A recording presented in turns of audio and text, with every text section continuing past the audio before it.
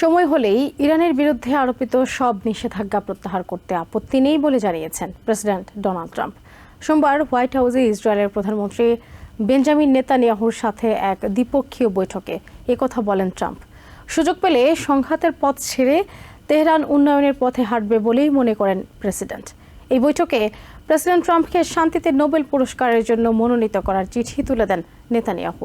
State secretary Marco Rubio এবং defence secretary Pete Hegseth সহ প্রশাসনের অন্যান্য শীর্ষ কর্মকর্তা এখানে উপস্থিত ছিলেন।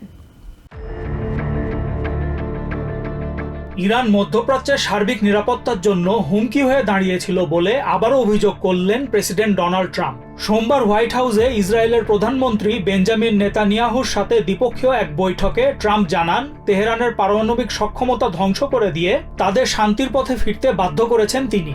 As they were doing, they were the bully of the Middle East, and now they're not the bully anymore.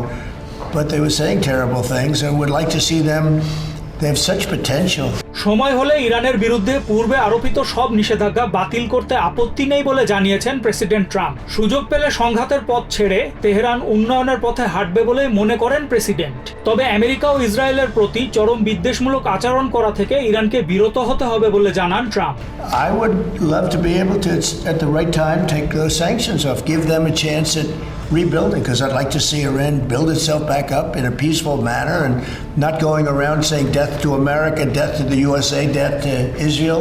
Trump দাবি করেন, শান্তি আলোচনার জন্য তার সাথে আলোচনা করতে চাইছে তেহরান। ইরান শান্তি চাইলে তাদের সব রকমের সহায়তা করবেন বলে আশ্বাস দেন প্রেসিডেন্ট। তবে এক্ষেত্রে ইসরায়েলের প্রধানমন্ত্রী বেঞ্জামিন নেতানিয়াহুর মতামত প্রাধান্য পাবে বলে জানান তিনি। I think Iran wants to meet. I think they want to make peace, and I'm all for it. Now, if that's not the case, we are ready, willing, and able. But I don't think we're going to have to be. But I think Bibi would answer that question very well. এই বৈঠকের শুরুতে president ট্রাম্পকে শান্তিতে Nobel পুরস্কারের জন্য মনোনীত করার চিঠি তার হাতে তুলে দেন নেতানিয়াহু। চিঠি পেয়ে আনন্দে আবেগপ্রবণ হয়ে পড়েন president. Wow.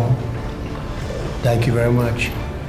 Coming from you in particular, this is very meaningful. Thank you very much, Bibi. Thank you. Thank you for everything you're doing. Thank you. বৈঠকে গাজা যুদ্ধবিরতির প্রসঙ্গে নেতানিয়াহু বলেন, প্যালেস্টাইনের বাসিন্দাদের সুন্দর ভবিষ্যৎ দিতে অন্যান্য দেশ খোঁজা হচ্ছে। তিনি বলেন, গাজায় কেউ থাকতে চাইলে তাদের থাকতে দেওয়া হবে, কিন্তু কেউ চলে যেতে চাইলে তাদের বাধা দেবে না ইসরায়েল।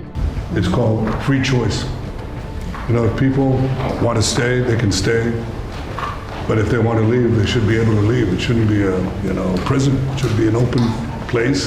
এদিকে ট্রাম্প নেতানিয়াহু বৈঠক চলাকালীন ওয়াশিংটন ডিসিতে হোয়াইট হাউসের সামনে কয়েকশো মানুষ বিক্ষোভ করেছেন।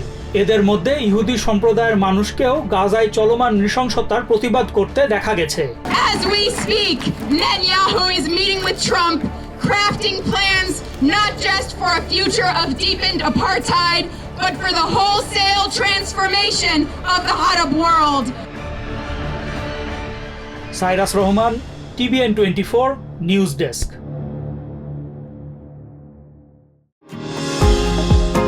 নিউ ইয়র্ক থেকে সম্প্রচারিত TVN 24 টেলিভিশন বিশ্বজুড়ে বাঙালির কণ্ঠস্বর।